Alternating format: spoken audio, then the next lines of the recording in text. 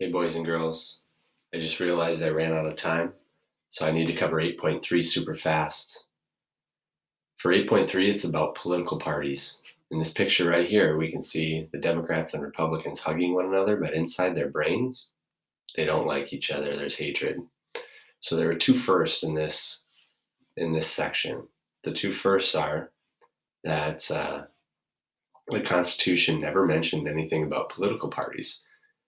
Washington did not want this to happen, but it did anyways.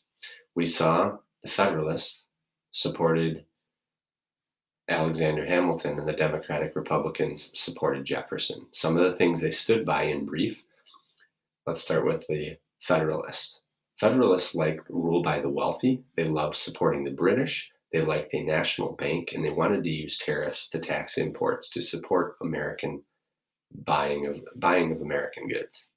On the other hand, the Democratic Republicans, led by Thomas Jefferson, liked to support ordinary people. They liked strict interpretation of the Constitution, agriculture, a French alliance, state banks, and free trade without tariffs. Okay, Adams would win the election of 1796 by a slim margin, 71 to 68 for Jefferson. So he had barely any power. We can see in the yellow here, that's where he had support, mainly in the money interest in the North. When Adams was president, he really inherited all the problems that George Washington didn't finish dealing with. Mainly, Adams supported Washington's idea of avoiding war. But the French, like the British, continued to impress American ships, which means take them over because, remember, the Federalists supported the British.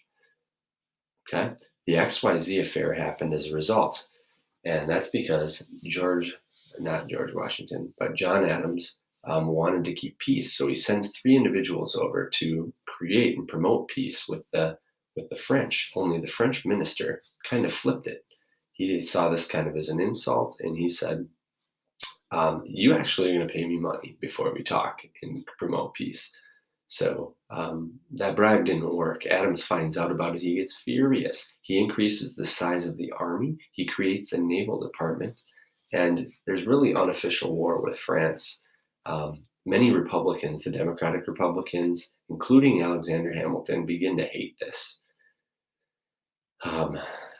They passed the Alien and Sedition Acts because of France's behavior with the XYZ affair. And basically, this eliminated some of Americans' rights, right? Americans could have been deported because of their support for the French. They were really silenced. You couldn't speak, as we can see the X over the mouth here. So First Amendment rights were denied. And continued efforts to stop the Federalists happened as well. States began to nullify, which means to legally overturn federal laws and declare them constitutional, which is kind of the first time that's ever happened. All right, so there's your review for Chapter 8. What I want you to do now is to jump into quizzes. Okay, remember to go to joinmyquiz.com and plug in this code and try to do your best on that. We're working for a 3, everybody, so that's 75% or better. Good luck.